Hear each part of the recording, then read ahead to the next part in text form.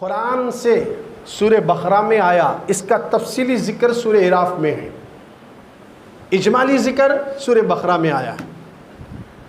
داؤد علیہ السلام وقت کے پیغمبر گزرے ہیں۔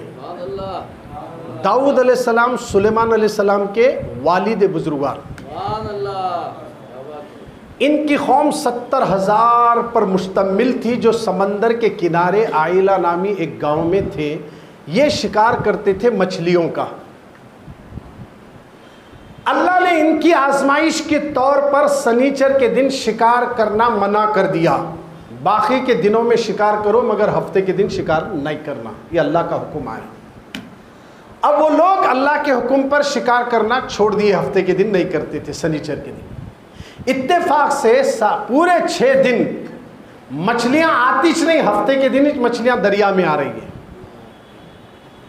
اب شیطان نے ان کے اندر وسوسہ ڈالا کہ دیکھو اب تمہارے کو تو پروردگار نے سنیچر کے دن شکار کرنے سے منع کر دیا، مگر اتفاق سے دریا میں مچھلیاں سنیچر کو آ رہی ہے۔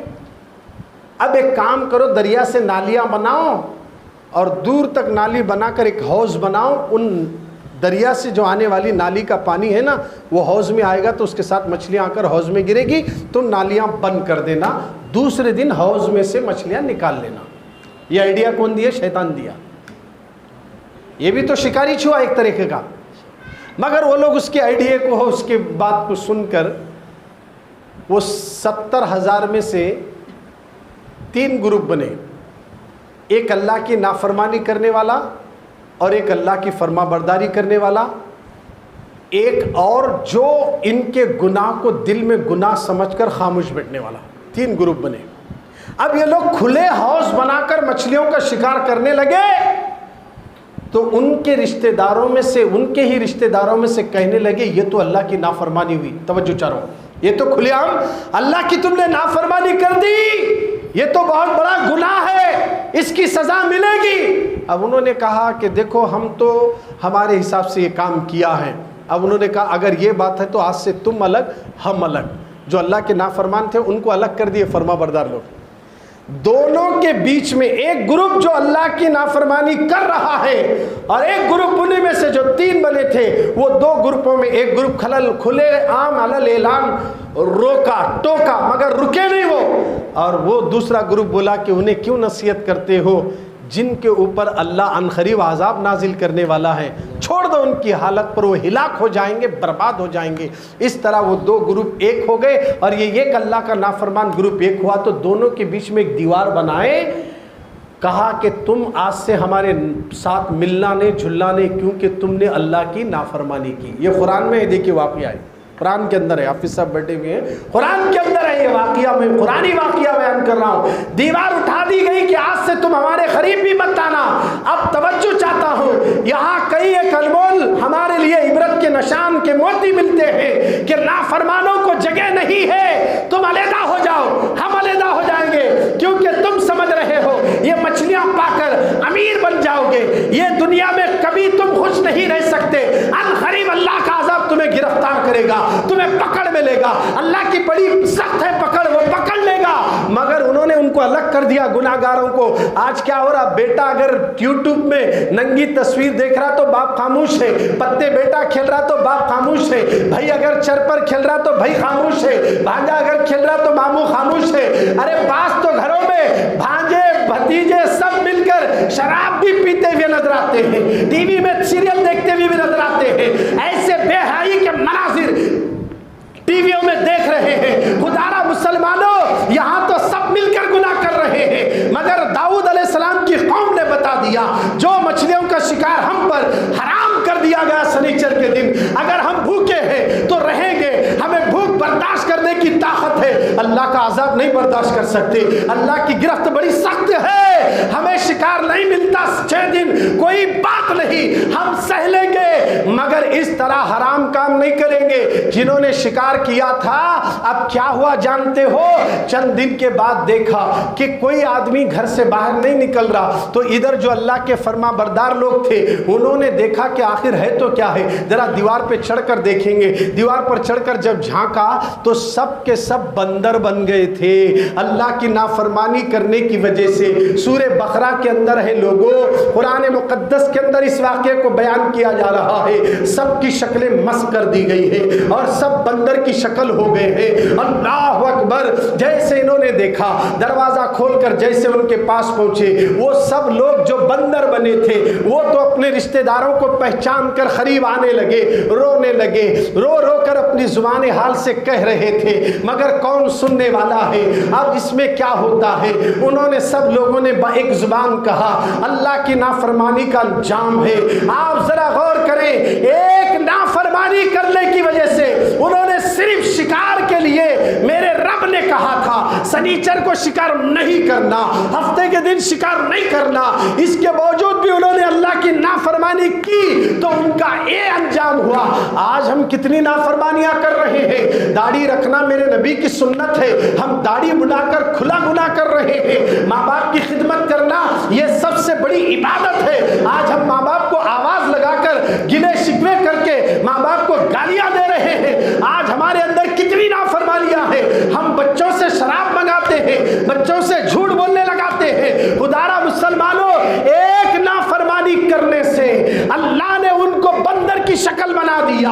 आज खुलेआम मुसलमान 1 लाख रुपए को देकर 12% पैसे ले रहा है। खुलेआम मुसलमान सूद खा रहा है और सूद को दे रहा है। और मुसलमानों गौर करो, ये ऐसा दर्दनाक अज़ाब है। ये तुम्हें दुनिया के अंदर मजा तो लगेगा, पैसे के पैसा लग कर आना बड़ा अच्छा दिखेगा, इसकी सजा बड़ी भयानक है, इसका आज़ाब बड़ा दर्दनाक है। अल्लाह के आज़ाब से डरो। आज तुम अगर खुलेआम 1 लाख को 12% देने का जब नारा लगा तो मुसलमान 70% टूट पड़े। क्या जवाब दोगे क़यामत के दिन? क्या दौलत हमेशा कायम रहेगी? अरे नमरूद की दौलत नहीं बची, फ़िरौन नहीं बचा, शद्दाद नहीं बचा, कोई दौलतमंद दुनिया में नहीं बचा। हाँ बचे हैं तो अल्लाह वाले बचे हैं, औलिया अल्लाह बचे हैं, अल्लाह के फरमा बरदार बंदे बचे हैं। आज हम खुलेआम जब सूद खाएंगे तो फिर हम पर भी अल्लाह का अज़ाब जालिम हुक्मरानों की शक्ल में आएगा। आज़ाब हमारे ऊपर भी आएगा, तूफानी हवाओं की शक्ल में आएगा। खुदारा मुसलमानों, 12% 15% के चक्कर में मत जाना। जो लोग ये कारोबार कर रहे हैं मैं उनको दावत देता हूं, अगर ये कारोबार जायज है या नहीं है, जाओ हैदराबाद जाकर जामिया निजामिया से फतवा लाओ या बरेली जाकर फतवा लाओ। हम ये कारोबार करना चाहते हैं, 1 को 12 देना चाहते हैं, 12% देना चाहते हैं, इस तरीके का हमारा कारोबार है। उनसे फतवा लेकर आओ, अगर जायज है तो फिर सारे मुसलमान पैसे डालने के लिए तैयार होंगे, अगर नाजायज है तो फिर याद रखना सारी दौलत को काट लो, अपनी आखिरत को संवार लो, वरना दुनिया भी गई आखिरत भी गई। सूद खाने वाला, सूद का पैसा खाने वाला। अब सुनिए, हजरत अब्दुल्ला बिन ज़ैद रज़ी अल्लाह ताला अन्हु फरमाते हैं कि मैं चांद की इब्तिदाई रातों में खबरस्तान से गुजर रहा था, मेरी नज़र एक खबर पर पड़ी तो मैंने क्या देखा कि मुर्दा बाहर निकला हुआ है, फरिश्ते उसे आग की जंजीर डालकर अंदर खींच रहे हैं।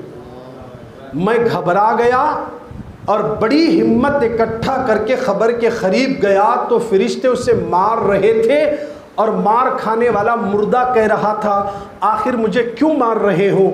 मैं तो नमाज पढ़ता था, मैं तो रोज़े रखा करता था, मैं तो अल्लाह की इबादत करता था, मुझे क्यों मार रहे हो?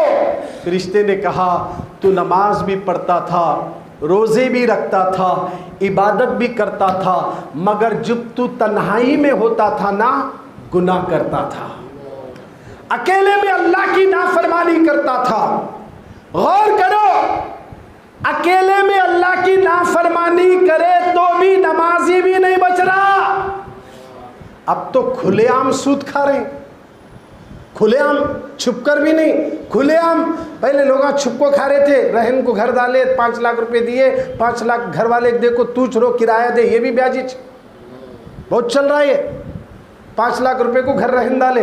एक जने का घर है, अब्दुल रहमान साहब का घर है, उन्होंने बोले 5 लाख रुपए दो साहब, मैं घर में रहता हूँ, तुम्हारे किराया देता हूँ, रहन डाले जैसा बोले। तो मैं उनको 5 लाख दिया, महीना उन्होंने मेरे 10,000 दे रहे, तो सीधे सीधा इंटरेस्ट नीचे। ये चल रहा है। अब ये चलते चलते अब तो खुलेआम सूद 12%, 15% और इस तरीके से दौलत दी जा रही है और लोग भाग रहे हैं पैसों के चक्कर में। खुदारा मुसलमानों, अल्लाह के आजाब से बचो। अब सुनिए सूद खाने वाले का अंजाम क्या होता है। अल्लामा हजरत सैयदना इब्ने हजर मक्की रहमतुल्लाहि ताला अलैह फरमाते हैं कि मेरे वालिद की ज़ियारत की गर्ज से मैं क़ब्रिस्तान जाता था। एक मर्तबा मैं वालिद की ख़बर के पास बैठकर तिलावत कुरान कर रहा था। अचानक कब्र में से एक कब्र के पास से रोने की आवाज़ आई। मैं हैरान हो गया और उसके करीब गया तो आवाज़ बहुत ज़ोरों से आने लगी, हत्ता कि वो आवाज़ मेरे दिल को हैरान कर दी। और जैसे वो आवाज़ बंद हुई तो उसी असना में एक शख्स का गुज़र हुआ। मैंने उससे पूछा, इस खबर वाले को तुम जानते हो? तो उसने कहा, हाँ जानता हूँ, ये फ़लाने महल्ले में रहता था, फ़लाने महल्ले में रहता था। जैसे उन्होंने नाम और पता बताया तो इन्होंने कहा कि अरे मैं इसे भी जानता हूँ। आखिर मैंने इसे देखा था कि ये नमाज़ पढ़ता था, मस्जिद में रहता था, मगर इसकी खबर में आज़ाब हो रहा है। ज़रा इसके आमाल क्या थे, ज़रा इंक्वायरी करने के लिए वो बुज़ुर्ग महल्ले में आए, उनके घर में जाकर दरियाफ़्त करें। महल्ले वालों से पता लगाए। सारे महल्ले वाले बोले इन्होंने नमाज़ तो पढ़ते थे, सब कुछ करते थे, मगर जैसे ही ये ताजिर भी थे ना, तिजारत करते थे, अचानक बूढ़े होने की वजह से इन्होंने अपने माल को बढ़ावती देने के लिए, यानी माल में इजाफा होना, 1 के 2 होना बोलकर, ये नीयत से अगर माल में बढ़ावती आ गई, अगर ऐसी बैठा तो माल ख़त्म हो जाएगा, बढ़ावती आएगी तो कैसे आएगी, ब्याज को पैसे दिए तो मेरा माल भी बढ़ता, उनको ब्याज को पैसे देना शुरू करे। क्या करे? सूद को पैसे देने लगे। ये आखिरी वक्त सूद खाने लगे और इसी सूद खोरी की वजह से। और अल्लामा इब्ने हजर मक्की फरमाते हैं कि जिस दिन मैंने इनके कब्र में आज़ाब देखा वो रमज़ान का महीना था और शब क़दर का दिन था। अब सूद खाने वाला रमज़ान में भी बख्शा नहीं जाएगा।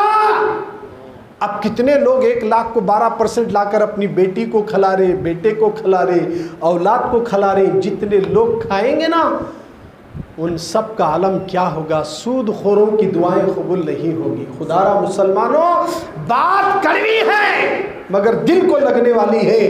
अगर आज सच्ची तौबा कर लो, अल्लाह यकीनन तुम्हारे मालों में बरकत अता फरमा देगा।